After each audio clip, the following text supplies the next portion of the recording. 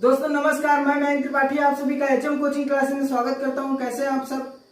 दोस्तों NCERT series में मैं आपको इतिहास विषय पढ़ा रहा हूं और कल मैंने इतिहास विषय का पहला टॉपिक क्या कब कहां कैसे शुरू किया है, जिसमें मैंने आपको मैप के द्वारा चीजें समझाई हैं। अगर आपने पहला वीडियो नहीं देखा है तो जरूर देख लें। दोस्तों मैंने कक्षा 6 से शुरुआत की है, इसलिए आपको सारी क्लासें क्रमबद्ध तरीके से मिलेंगी। कक्षा 6 होगा, फिर 7, 8 ऐसे ही कक्षा 12 तक मैं आपको पूरा इतिहास विषय एनसीईआरटी समझाऊंगा। आपको बताया है कि कल मैंने विद मैप पूरा मैप आपको लगभग मोटा मोटा पूरा चैप्टर बता दिया है। अब जो कुछ बचा था कल, आज वो मैं आपको बता देता हूँ। ठीक है, कल हम लोगों ने जाना कि अतीत के बारे में हम लोग क्या क्या जान सकते हैं, लोग कहाँ रहते थे। जैसे पहले आपको मैंने बताया कि वहां पर लोग कई लाख वर्ष पूर्व से रह रहे हैं। ठीक है, तो ये मैंने आपको मैप में बताया था, उनके बारे में बताया था कि वो कुशल संग्राहक हैं, वे शिकार भी करते हैं। ऐसे मैंने फिर बताया आपको कि किरधर, आपको बताया कि भारत के जो उत्तर पश्चिम में किरधर और सुलेमान पर्वत हैं। ठीक है, वहां पे 8000 वर्ष पूर्व लोग जौ और गेहूं की खेती करना प्रारंभ कर दिए। भेड़ बकरी गाय भैंस को भी पालतू बनाने लगे थे। ठीक, नर्मदा और किरधर सुलेमान हो गया। उसके बाद मैंने आपको बताया गंगा के बारे में। गंगा का जो दक्षिणी एरिया है उसको मगध के नाम से जाना जाता था। ठीक, विंध्य पर्वत, आपको बताया कि विंध्य पर्वत का जो उत्तर का एरिया है वहां पे सबसे पहले क्या हुआ, धान की खेती हुई। तो ये चीजें मैंने आपको मैप में बेहतरीन तरीके से समझाया है। सिंधु और सिंधु की सहायक नदियां मैप में आपको मैंने समझाया अच्छे तरीके से। वहां पे ये था, सिंध और सिंध की सहायक नदियों में सबसे पहले, जहां से सिंध और सिंध की सहायक नदियां बहती हैं, वहां पे सबसे पहले आरंभिक नगर का निर्माण देखा गया है। ठीक, तो सबसे पहले नगरीय सभ्यता का निर्माण कहाँ हुआ, सिंध और सिंध की सहायक नदियां जो हैं, झेलम, रावी, व्यास, चेनाब, सतलज, ये सहायक नदियां हैं और इन्हीं के आसपास का जो एरिया है वहां पे नगरीय सभ्यता विकसित हुई सबसे पहले 4700 वर्ष पूर्व। और उसके बाद गंगा नदी और समुद्री जो तटीय एरिया है वहां पे आज से लगभग 2500 वर्ष पूर्व नगरीय सभ्यता विकसित हुई। लेकिन सबसे पहले कहाँ हुई, आज से 4700 वर्ष पूर्व कहाँ पे हुई, सिंध और सिंध की सहायक नदियों से। तो मैंने आपको ये सब समझा दिया था। आज हम लोग देखेंगे, जैसे कल मैंने आपको बताया था कि अतीत के बारे में हम लोग क्या क्या जान सकते हैं, आज मैं आपको बताऊंगा कि अतीत के बारे में हम कैसे जानेंगे, ये बताएंगे। उसके साथ आपको और भी सारी चीजें बताते हैं। चलिए शुरुआत करते हैं, उसके बाद हम टॉपिक बाय टॉपिक आगे बढ़ेंगे। आज लोग यात्राएं क्यों करते हैं, हम लोग अगली हेडिंग देखेंगे, आज लोग यात्राएं क्यों करते हैं, इस टॉपिक पे बात करेंगे। सबसे पहले आपको बता दूं, पहाड़ियां, पर्वत और समुद्र दक्षिण एशिया उपमहाद्वीप की प्राकृतिक सीमा का निर्माण करते हैं। जो दक्षिण एशिया है उसमें कई सारे देश हैं, तो वहां पे जो पहाड़ियां हैं, पर्वत है, समुद्र है, ये दक्षिण एशिया की जो प्राकृतिक सीमा है उसका निर्माण करते हैं। तो ये जो पहाड़ियां पर समुद्र, जैसे किसी भी पर्वत की ऊंची चोटी होती है तो वहां पे पहुंचना आसान नहीं है, समुद्र इतना गहरा है। वहां पे समुद्र, आज के कई वर्षों पहले समुद्र को पार करना आसान नहीं था, लेकिन जिसके अंदर चाह थी वो पहाड़ की चोटी पे, पर्वत की चोटी पे भी चढ़ा और समुद्र को भी पार किया उसने। तो कई सारे लोग दक्षिण एशिया में भी आए, बाहर से, विदेशों से, अन्य महाद्वीप से दक्षिण एशिया उपमहाद्वीप में कई सारे लोग आए और यहीं बस गए। और यहाँ के लोग भी जाते थे, कोई किसी का बिजनेस है तो वो गया, और कोई साधु संत है शिक्षा देने के लिए भी आना जाना लगा रहता था। इससे क्या हुआ, इससे हमारी संस्कृति समृद्ध हुई। आपको मैं उदाहरण देता हूँ, जैसे मान लीजिए दो घरों से जब शादियां होती हैं तो एक दूसरे की परंपराएं पता चलती हैं। ऐसे ही जब दो देशों के संबंध स्थापित होते हैं तो आप कहीं आते जाते हैं एक दूसरे देश, तो वहां की आप संस्कृत से परिचित होते हैं। तो मान लीजिए कोई आ रहा है अपने इंडिया, किसी विदेशी देश से कोई अपने भारत आ रहा है, तो वो अपनी हमारी संस्कृत यहाँ से कुछ ना कुछ लेके जाएगा, उससे प्रभावित होगा, तो संस्कृत वृद्ध होती है। ठीक, समझ रहे हैं आप। तो लोगों के आवागमन से हमारी सांस्कृतिक परंपराओं को समृद्ध किया। ठीक, लोगों के आवागमन ने हमारी सांस्कृतिक परंपराओं को समृद्ध किया, इसका ये हुआ। ठीक, दक्षिण एशिया आधुनिक भारत, पाकिस्तान, बांग्लादेश, नेपाल, भूटान, श्रीलंका और अफगानिस्तान, ईरान, चीन तथा म्यांमार आदि पड़ोसी देशों को दर्शाता है। दक्षिण एशियाई देश, एशिया पूरा एक महाद्वीप है। ठीक, दक्षिण एशिया को उपमहाद्वीप कहा गया। कल मैंने आपको मैप में लगभग ये जितने भी लिखे हैं सारे के सारे, लगभग सारे के सारे मैंने आपको मैप में दिखाया था। म्यांमार बताया था, नेपाल बताया था, भूटान बताया था, बांग्लादेश, पाकिस्तान, अफगानिस्तान और भी जो जैसे ईरान हो गया, ठीक, ये सारे देश मैंने दक्षिण एशियाई देश बताए थे। हम लोग भी दक्षिण एशिया में ही आते हैं, ठीक है। तो इसको उपमहाद्वीप क्यों कहते हैं, इसका कारण जान लीजिए। दक्षिण एशिया एक महाद्वीप से छोटा है। महाद्वीप तो बहुत बड़े होते हैं, लेकिन दक्षिण एशिया महाद्वीप बहुत बड़ा है, उसका एक पार्ट है दक्षिण एशिया। दक्षिण एशिया एक महाद्वीप से छोटा है, लेकिन विशालता तथा बाकी एशिया से समुद्रों, पहाड़ियों तथा पर्वतों से बटे होने के कारण इसे प्रायः उपमहाद्वीप कहा जाता है।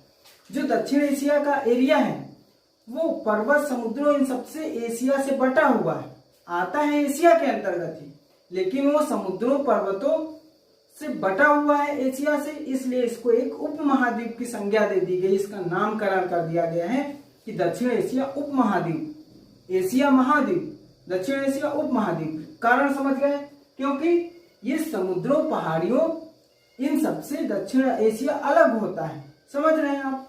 आशा है आपको यहाँ पे समझ आ गया है कि दक्षिण एशिया को उपमहाद्वीप की संज्ञा क्यों दी गई है। यहाँ से प्रश्न भी परीक्षा में पूछा जाता है, ठीक। ऑप्शन में आएगा कि निम्नलिखित में से कौन सा कथन सही नहीं है। 4 कथन देगा।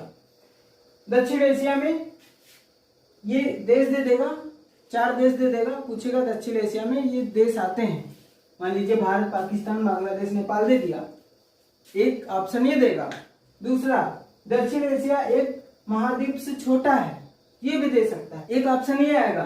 पहाड़ियां, पर्वत और समुद्र दक्षिण एशिया उपमहाद्वीप की प्राप्तिक सीमा का निर्माण करते हैं, ठीक। आप स्टेट पीसीएस या यूपीएससी परीक्षा देने जा रहे हैं तो ऐसे ही क्वेश्चन आने वाले हैं, ठीक है। दक्षिण एशिया महाद्वीप को उपमहाद्वीप कहा जाता है। ऐसे ही करके 2-3 ऑप्शन दे देगा और यहीं से प्रश्न बना देगा। तो आपको ये चीजें इसीलिए कहते हैं एनसीईआरटी आपको बहुत अच्छे से क्लियर करके पढ़नी। तो जैसे मैंने आपको ये समझाया है तो आप इसको अच्छे से तैयार कर लें, इसका नोट्स बना लीजिए, ठीक है। किताब आप पढ़ के रखा करिए, किताब आप पहले से पढ़ लीजिए, हम पढ़ाएंगे, उसके बाद आप फिर किताब खोल के नोट्स बनाइए, ठीक है। दोस्तों, हम लोग अपने देश के लिए, अपने देश का नाम भारत या इंडिया बोलते हैं। चलिए देख लेते हैं भारत या इंडिया नाम कैसे रखा गया, ये भी जरूरी है, ये इसी चैप्टर में दिया हुआ है। इंडिया शब्द इंडस से निकला है, जिसे संस्कृत में सिंधु कहा जाता है, ठीक। सिंधु नदी है, उसी से लगभग 2500 वर्ष पूर्व उत्तर पश्चिम की ओर से आने वाले ईरानियों और यूनानियों ने, कौन कौन, ईरानियों और यूनानियों ने सिंधु को हिंदोस और इस नदी के पूर्व में स्थित भूमि प्रदेश को इंडिया कहा। हिंदोस या इंदोस,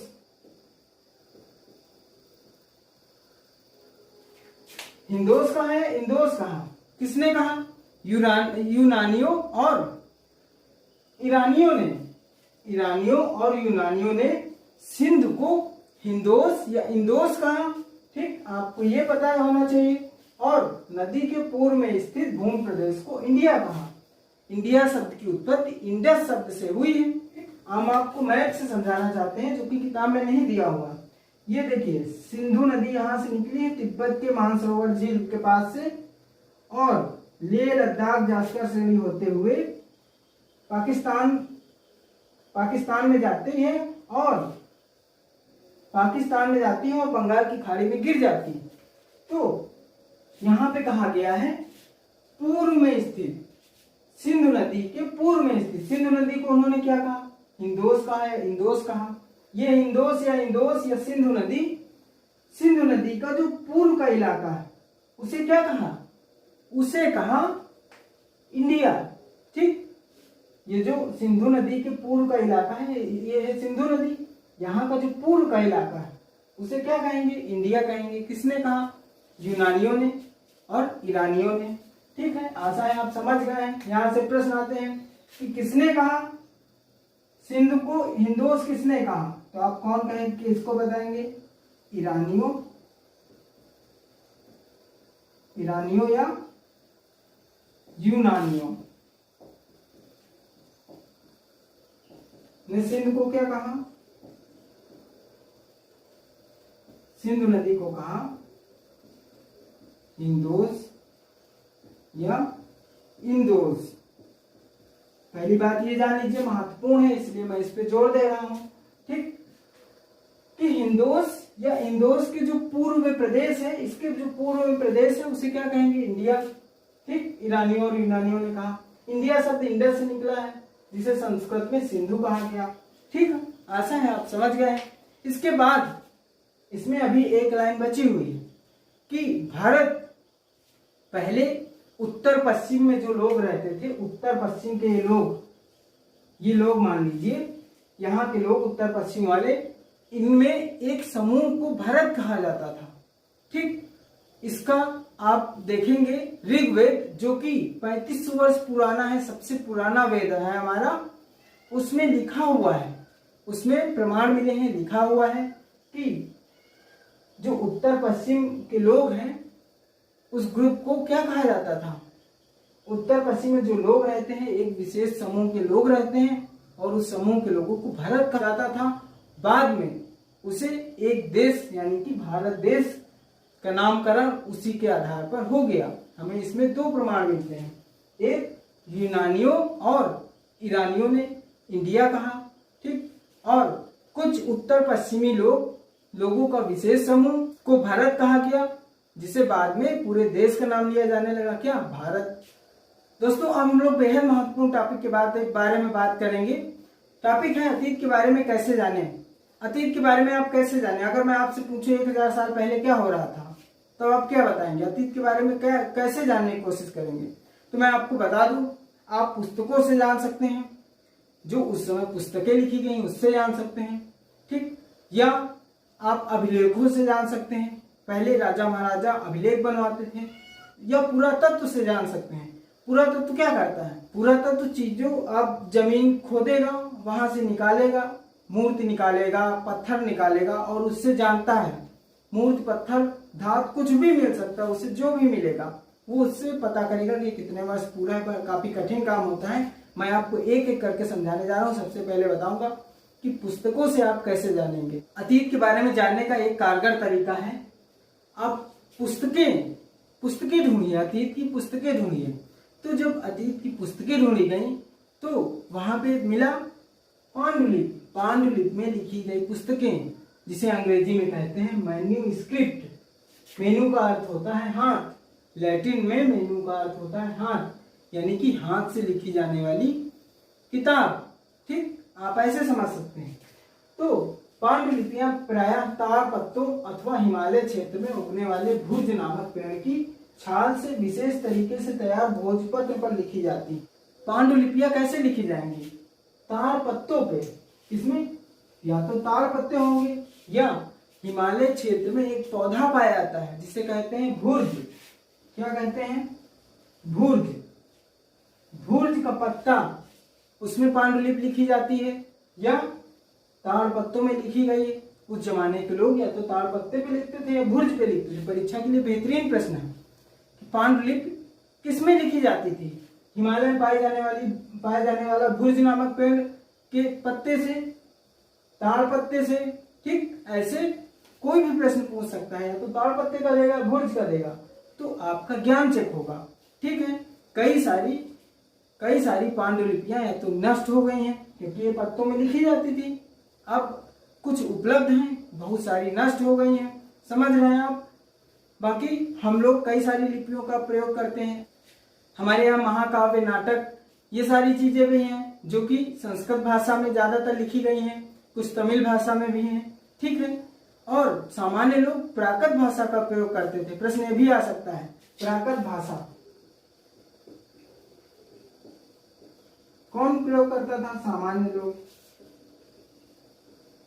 सामान्य लोग हिंदी, अंग्रेजी, विज्ञान, सामान्य लोग हिंदी, अंग्रेजी, संस्कृत नहीं प्रयोग करते थे। कौन सी भाषा प्रयोग करते थे? प्राकृत। आशा है आपको पांडुलिपियां समझ आई होंगी। पांडुलिपि है क्या? इन पांडुलिपियों का प्रयोग क्या होता था? जैसे मान लीजिए कोई औषधि है, उसको औषध के बारे में लिख दिया गया, कोई मंत्र लिख दिया गया, राजाओं का जीवन लिख दिया गया। ठीक, ये सारी चीज जो संजो के रखा है, जैसे कोई ज्ञान है उसे संजो के रखना है, तो फिर क्या करेंगे, ताड़ का पत्ता तोड़ के लाएंगे, उसमें लिखेंगे हाथ से, ठीक है, उसको रख लेंगे जिससे आने वाली पीढ़ी को भी इससे लाभ हो। ऐसे ही राजाओं का जीवन लिखा जाता था, राजा लिखवाता था कि मेरे बारे में लिखो, ठीक। हिमालय के क्षेत्र में भुर्ज नामक पौधा और ताड़ के पत्ते, इनमें पांडुलिपि द्वारा लिखा जाता था हाथ से, ठीक। हाथ से लिखने वाली, आप कह सकते हैं हाथ से लिखने वाले को पांडुलिपि कहते हैं, हाथ से लिखने वाली लिपि को पांडुलिपि कहते हैं, आप ऐसे मान सकते हैं। आज से लगभग 1000 वर्ष पूर्व पांडुलिपि लिखी जाती थी, ठीक है, समझ गए आप। चलिए दोस्तों, अभिलेख के बारे में जान लेते हैं। अभिलेख जैसे मान लीजिए कोई धातु हो गई, धातु में कुछ आप लिखते हैं, धातु में आप कुछ लिखेंगे और उसको कहीं सेट कर देंगे। सेट मतलब जैसे मान लीजिए मैंने कुछ लिखा और मैंने यहाँ लगा दिया, ठीक, तो उसे क्या कहेंगे, अभिलेख कहेंगे। जैसे मान लीजिए कोई पत्थर है, जैसे हम मार्बल देखते हैं ना, मान लीजिए वो पत्थर है तो उस पर मैंने कुछ लिखा और उसको रख दिया हमेशा के लिए। ये इसका प्रयोग करते थे राजा महाराजा लोग, क्या करते थे, जो अपने नियम कानून बनाते थे उसका अभिलेख में लिखवा देते थे। समझ रहे हैं आप कि जैसे मान लीजिए कि किसी राजा का कोई नियम होगा तो अभिलेख में लिखवा देगा जिससे जनता उसको समझे। ऐसे ही आज से लगभग 2250 वर्ष पूर्व मौर्य समाज का एक राजा था अशोक। अशोक ने कई सारे अभिलेख लिखवाए हैं, मैं आपको आगे चल के अशोक के बारे में बताऊंगा भी। अभिलेख ज्यादातर राजा महाराजा ही लिखवाते थे, सामान्य व्यक्ति अभिलेख नहीं लिखवा पाता था, क्योंकि अभिलेख लिखवाना एक जटिल कार्य है, किसी पत्थर पे लिखना बहुत जटिल कार्य है, वो राजा महाराजा ही करवाते थे। इसीलिए आप देखते होंगे सामान्य व्यक्तियों के आपको अभिलेख नहीं मिलेंगे, ना ही कोई महत्वपूर्ण बहुत बड़ी जानकारी भी उपलब्ध है, ठीक है। पर राजा महाराजाओं की आपकी पूरी जानकारी मिल जाएगी। क्यों मिल जाएगी, क्योंकि वो लोग अभिलेख लिखवाते थे और फिर बाद में लोग धीरे धीरे अब के आज के लोग उसको पढ़ भी लेते हैं, ठीक है ना। कई सारे अभिलेख हैं, अभी आगे एक चैप्टर ही आएगा तो मैं आपको वहां पे समझाऊंगा। आपकी किताब में आप एनसीईआरटी खोलिए, उसमें पहला चैप्टर खोलिए, एक अच्छा सा अभिलेख बना के दिखा रखा है, आप उसको खोलेंगे, उसको देखेंगे, अभिलेख का चित्र भी देखेंगे तो ज्यादा अच्छा लगेगा, ठीक है। इससे पहले जैसे मैंने आपको बताया पुस्तकें पांडुलिपि बताई, तो पांडुलिपि ताड़ के पत्ते में लिखी हुई एनसीईआरटी मिल जाएगी आपको, एक पत्ता जिसपे लिखी है पांडुलिपि, तो आप चित्र भी देखा करिए, ठीक है। मैं ये मान के चल रहा हूँ कि आप पहले से किताब पढ़ के आते हैं, अभिलेख भी हो गया। अब हम लोग बात करेंगे पुरातत्वविद की। पुरातत्वविद के बारे में जानेंगे।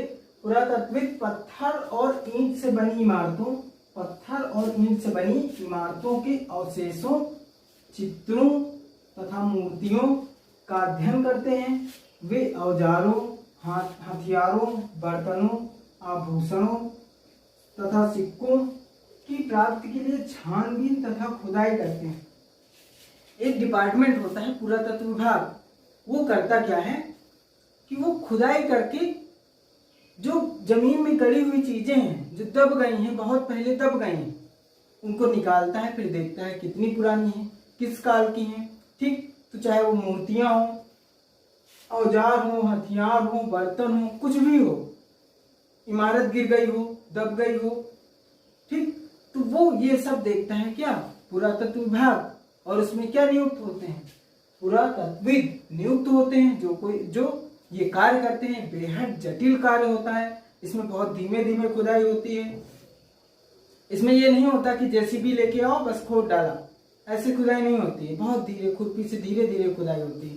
तो ये पुरातत्वविद बहुत ही जटिल कार्य करते हैं और हमें सूचना देते हैं, बताते हैं कि ये इतने हजार वर्ष पुरानी चीज, मान लीजिए कोई मूर्ति मिली तो ये बताएंगे कि ये इतनी हजार पूर्व पुरानी चीज है, ठीक।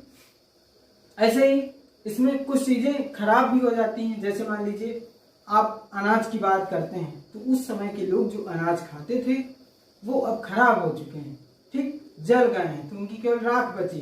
पुरातत्वविद क्या करते हैं, हड्डियां, जो हड्डियां होती, जानवर की हड्डी हो, मछली की हड्डी हो, इंसान की हड्डी हो, किसी की भी हो, तो वो उनकी भी जांच करते हैं, उनको भी देखते हैं कि कितने पुराने मानव की है, ये जानवर की है, ये किस काल की है, आज से लगभग कितने समय पूर्व की है, ठीक। तो हमें इस प्रकार की जानकारी कौन देता है, पुरातत्वविद देता है, ठीक। अतीत के बारे में हमें जो भी जानकारी मिलती है, चाहे वो पांडुलिपि से हो, चाहे अभिलेख से हो, चाहे वो पुरातत्व से हो, इतिहासकार उसे स्रोत मानते हैं, ठीक। वो जो भी जानकारी मिलती है इतिहासकारों को, इतिहासकार उसे स्रोत मानते हैं। दोस्तों अगला टॉपिक है अतीत एक है या अनेक है। तो आपको हमारे अतीत से ही पता चल गया है कि अतीत बहुवचन शब्द यहाँ प्रयुक्त हुआ है। तो इससे आप क्या समझें कि अतीत एक की बात नहीं कर रहा है, कई सारे लोगों की बात कर रहा है। जैसे उस जमाने के जो राजा रानी थे वो सबसे अलग थे, उनके बारे में हमें सब कुछ ज्ञान था। लेकिन उस समय का जो कृषक था, उस समय का जो पशुपालक था, उस समय का जो हस्तशिल्पकार था, उसके बारे में हमारे पास जानकारी का अभाव है, बहुत कम जानकारी। किसके कंपेयर में? उस समय के राजा के। ठीक जैसे आज हम लोग के साथ हो रहा है, हम लोग एक सामान्य अच्छा खासा जीवन जी रहे हैं। ऐसे ही आप अंडमान जाइए, अंडमान निकोबार द्वीप समूह जाइए, वहां की जनजातियों को देखिए कि वो हमसे किस प्रकार से अलग हैं। ठीक वैसे ही अतीत में भी होता था। अतीत में क्या होता था?